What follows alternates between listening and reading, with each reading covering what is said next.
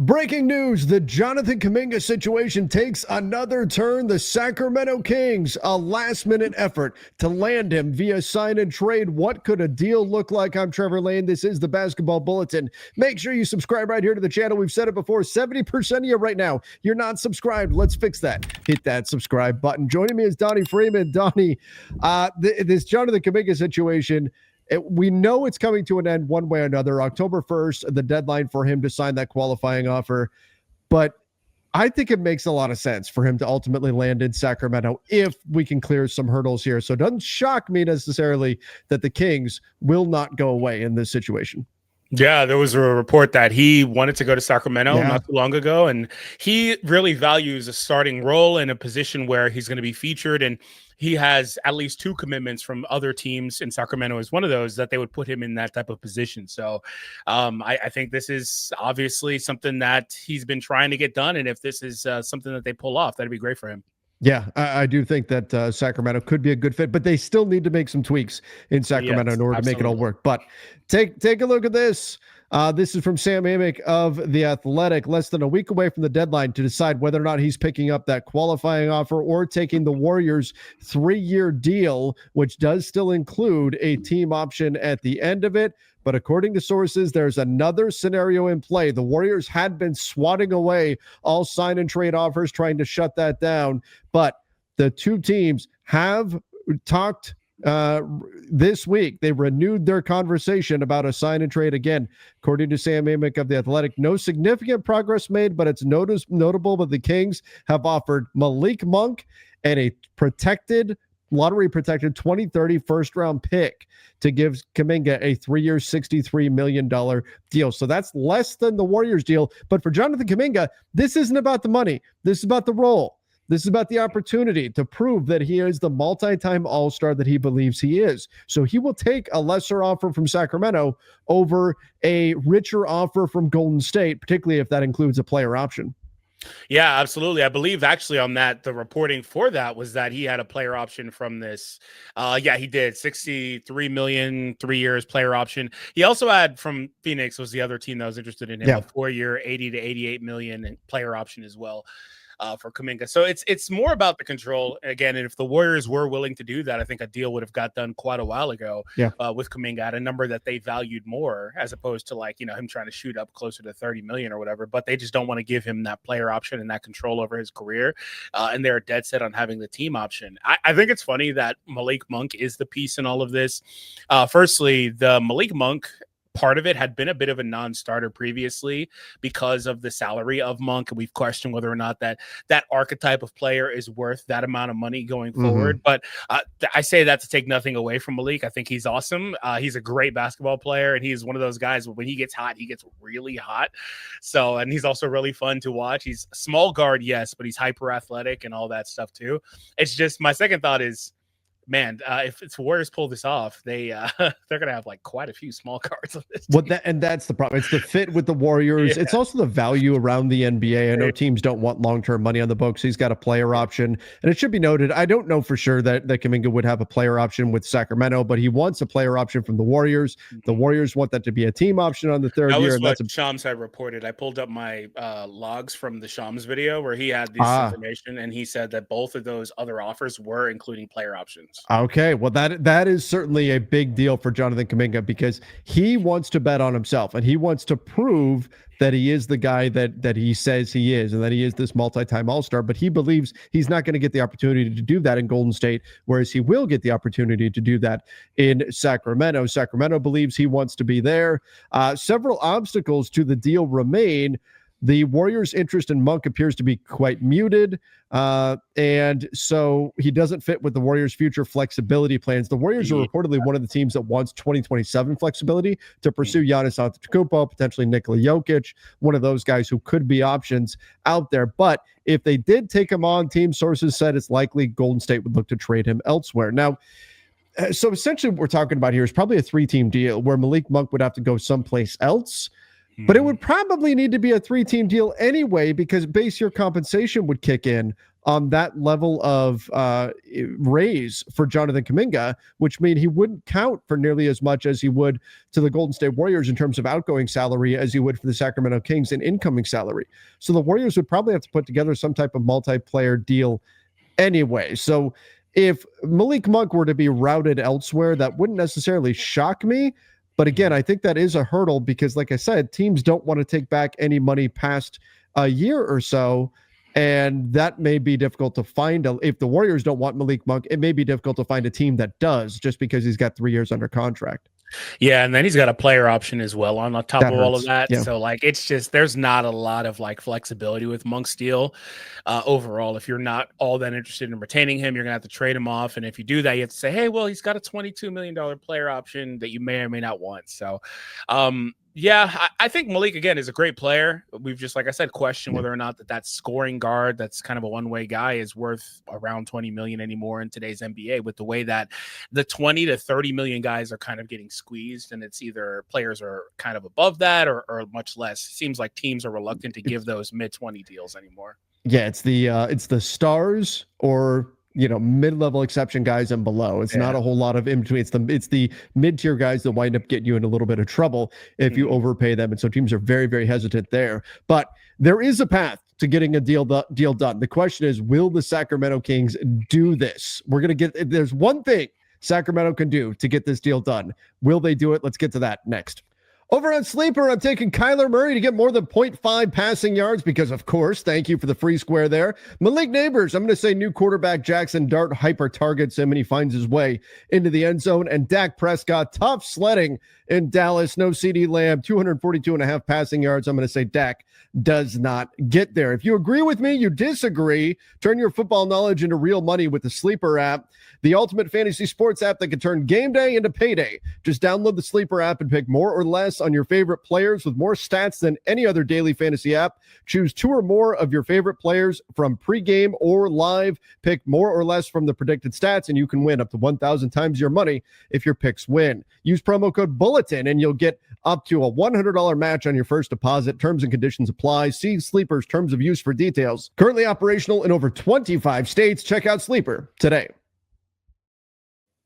Okay, so take a look at this. Now, the Warriors don't want to, in a 3 scenario, they'd have to put other salary in there. They don't want to part with Buddy Hield or Moses Moody in order to stay under the first apron, which is something they would probably have to do. And this matters, of course, with signing Al Horford, who will be getting a taxpayer mid-level exception, would trigger a hard cap at that second apron as well. Could matter as they're stacking up these salaries. But here's what Sacramento could do. If the Warriors are going to change their stance and do the deal, it would seem that the Kings will have to budge when it comes to protections on the draft pick. Right now, the Kings say Kuminga has not performed like a lottery pick and therefore shouldn't require an unprotected pick in return. Right now, if their lottery protected pick does not convey in 2030, it would become the least favorable of the 2031 first rounders between Sacramento and San Antonio. San Antonio with Victor Wembanyama, there's probably not a whole lot of optimism that pick's going to look particularly attractive. But could the Sacramento Kings say, well, we're going to make it unprotected in 2030? And then it becomes, should they do that? Now, as Amick reports, it's highly unlikely the Kings would lift the protections entirely. But let me ask you this, Donnie. If this gets the deal done and you get Jonathan Kuminga on a 3-year deal, average annual value of $21 million per year with the player option on the last year, would it be worth it for the Kings to say, drop lottery protected to top 5 protected? Should the Sacramento Kings do that? Because that appears to be the path to getting this done. I mean, if you really think Kuminga's that guy, then sure, you may even be devaluing that pick in the future anyway. So it could be worthwhile. If you think Kuminga is that guy, then you're right. That pick's probably not all that valuable anyway, because he's going to be leading you to wins at that point. He's still probably going to be part of your team. Put your money where your mouth is, right? Like it is what it. No, but like I think that Dumars said something interesting yesterday that you also do have to have forward thinking. It's not all about the here and the now. And so aside from that, I mean, yeah, I would always be reluctant to put any sort of pick in a situation where it could just convey completely like that. I would try to protect it if possible, regardless of what we're getting here. But maybe there's some sort of middle ground on the protections that they could reach where they both feel pretty comfortable with that. Of course, I would not trade it completely unprotected because it's Sacramento and we know they're going to be bad, probably even with Kuminga. So if it's unprotected, they'll get the number 2 pick and they'll pick Marvin Bagley over Luka Doncic. That's what's going to happen anyway. So what's the point? Wait, hold on. You're going to blow the pick anyway, even if you haven't. Just trade it, Sacramento. Hold on. Sacramento or Golden State took Wiseman over who? LaMelo? Well, that's fair. That's fair. But that pick, if the Warriors get that pick, it is not staying with the Warriors. They're going to try to turn that pick into that's fair. Giannis or something else. And they needed a big at the time. Warrior fans, I understand the context. There's questions about the fit, but I still would have took the talent, man. Absolutely. But yeah, at that point, I mean, maybe we just give the pick to somebody else entirely at that point. Maybe put it in the hands of somebody who will use it properly, right? Yeah, that's the best case scenario. Give it to somebody else. But yeah, not the Spurs, please. Not the Spurs. Oh, anybody. Like quite literally anybody but the Spurs. Or the Thunder. So I do think there is a pathway to getting a deal done here. I'll also say this. If Sacramento does this, they cannot be done. If Sacramento does this and you're going to invest this in Jonathan Kuminga, goodbye DeMar DeRozan. Get him off the roster if you're going to make Jonathan. And I'm not saying he's a bad veteran to have in the locker room and all that kind of stuff, but clear the way for Jonathan Kuminga if you're going to do this. You've already got too many guys that are score first on this team. I'm okay with Sacramento investing in a young Jonathan Kuminga, even if his primary skill set is putting the ball in the basket. They have too many guys who do just that right now. But if Malik Monk is going out and you can find, doesn't have to be immediately, but you can find a subsequent way to move on from DeRozan, if you can move on from some of these other guys, and then you're building long-term-ish around Kuminga, perhaps Zach LaVine, Keegan Murray. Okay, you're starting to look at and have something interesting there. I still question whether Sabonis is the right big to have with that group. But what I'm saying is that if you do go get Jonathan Kuminga, I'm not totally opposed to that, but don't get Jonathan Kuminga and then keep this roster ultimately as is, because that's a recipe for disaster. So I'm going to do you one better here. Can you pull up Sacramento's roster really quick? And firstly, it's going to be a process that's going to be a multi-year process. It's going to take time for them to be able to maneuver around and build a roster around Kuminga and whoever else they want to put in the featured role on this roster. But they are going to need to really, and I mean really, consider tearing this entirely down. You kind of skated around it. Like, I don't know if Sabonis is the right guy. I'm going to tell you, I think that if they're going to go here, Sabonis needs to go. LaVine needs to go. DeRozan needs to go. I think all these guys need to go at some point during this Kuminga stretch here. Why are we looking at volcanoes? It's Sacramento's roster? Oh my God. At first I thought that was your computer wallpaper. I was like, what happened? But Sacramento's roster is a disaster. I'm dead serious. I actually think, and again, it's not something they have to do immediately. And that's not to say that any of these guys aren't good players or won't be good elsewhere. Can't be the final finishing piece to a team winning a championship. All the other caveats you want to throw. I just think Sacramento needs to strongly consider a full-on pivot into the youth and try to build around, like I said, the guys are going to primarily feature in that 23, 24, 25-year-old range. Maybe give Keegan a legit shot. I mean, he's extension eligible right now. He's another guy that hasn't gotten that done.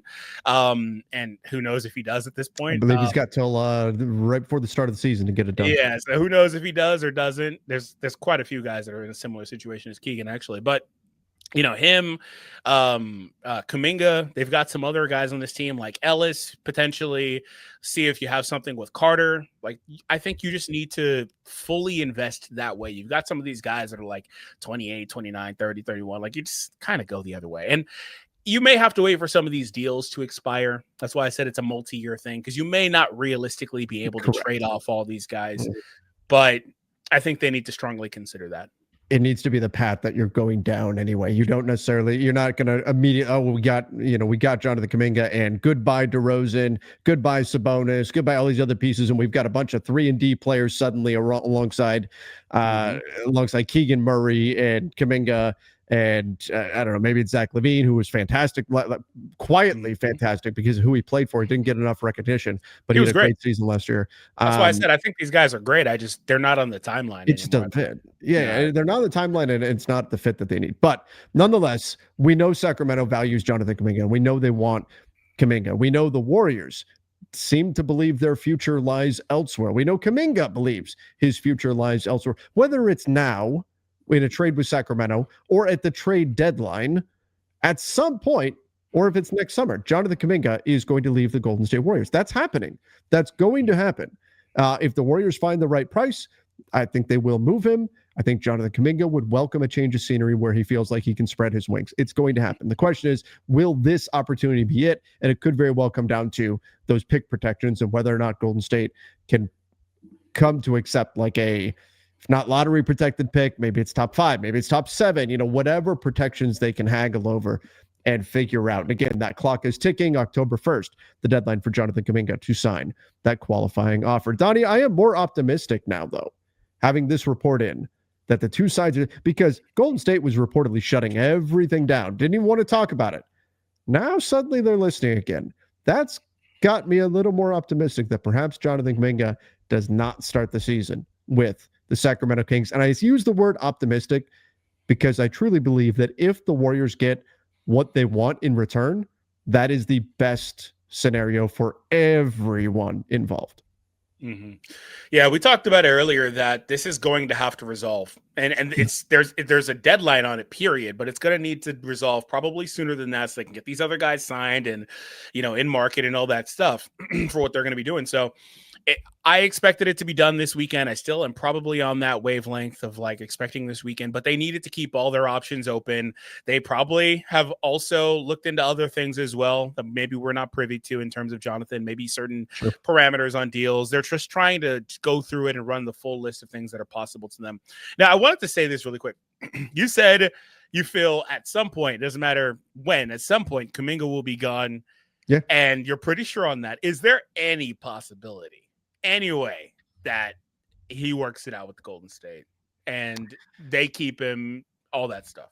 I mean, you never say never in today's NBA. We've got an NBA where Miles Turner is a Milwaukee Buck, Luka Doncic is a Los Angeles Laker, right? You never say never in this league. Sometimes teams and players, they patch things up. They go through these tough negotiations and then they figure things out. Hell, the Brooklyn Nets, I believe it was yesterday, Sean Marks was talking about how it's not a foregone conclusion that Cam Thomas is leaving the Nets, even though he took the qualifying offer, right? You never know the way things are going to turn out. But it does seem like it's not just the personalities are rubbing me the wrong way or something like that with Jonathan Kuminga. It seems like at a fundamental level, he believes in Golden State, he's not able to play the best basketball that he can. And I think that is at the heart of the problem. So that seems like a hard thing to reconcile unless there's a significant shift in the Warriors roster. And maybe there is. Draymond, Jimmy Butler, Steph Curry.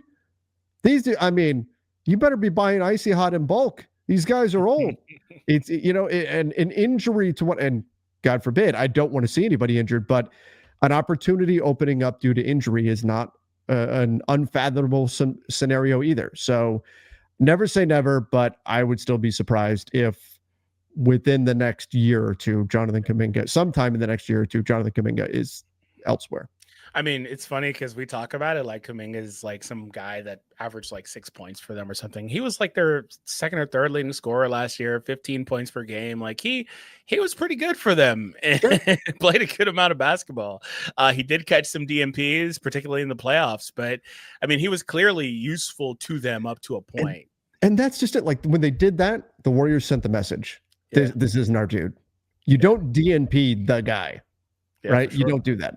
And so that's where Sacramento's looking at this going, why do we have to give up an unprotected? You already told us he's not the guy. Why should we have to give you an unprotected pick? I get it. Yeah, but it's not about how much he is worth to us. It's how much he's worth to you. Correct. That's what matters there. So if you're like I said earlier, if you're Sacramento and you really think he's the guy, you should be comfortable giving up that pick, frankly. But like I said, you have to be forward thinking. So I understand why they wouldn't be, but that's kind of the rebuttal from the Warriors. Put your money where your mouth is, right? Yep. I mean, hey, sometimes you can think of somebody as the guy, and it puts you in a very precarious situation, though. Pelicans looking at you. The Derek Queen situation, voted the worst move of the offseason. They thought Derek Queen is the guy. They gave up what it took to get him, and now everybody's looking at them going, what is wrong with the Pelicans after that deal? So we'll see ultimately where this lands. But the clock is ticking. October 1st, the deadline to make that decision on the qualifying offer. But, man, the last piece to this, Jonathan Kuminga, if I'm him, and I'm hearing now, the Kings are not out. The Kings are not completely shut out. I'm pushing that direction if I'm Jonathan Kuminga and doing what I can to get to Sacramento. There's also been talk that Golden State doesn't want to give him to a regional rival in Sacramento. Sure. I understand that to a degree, but again, as long as you're getting what you want and you are confident he's not the guy, just make the move. You're going to see the dude 4 times regardless of if he's regional or not. It's not like the Kings and Warriors have this like long stay. It's not the Lakers and the Celtics or something like that. You know what I mean? It's not the same. It's no. I just want to say really quick before we go, you said if I'm him, and I instantly thought of Reeves. I'm him. Just came to mind, man. We're not allowed to talk Austin Reeves here. He only makes people mad because they say, he needs to be traded. He shouldn't be started. Anyway, that's a whole other conversation. All right, everybody, give us your thoughts in the comments down below. Jonathan Kuminga, will this trade to the Sacramento Kings actually get done? The two sides restarting this conversation. Will the Sacramento Kings pull back a little bit on these pick protections and land Jonathan Kuminga at the buzzer right before training camp really gets going? Give us your thoughts in the comment section. Don't forget to subscribe right here. Until next time, see ya and stay safe.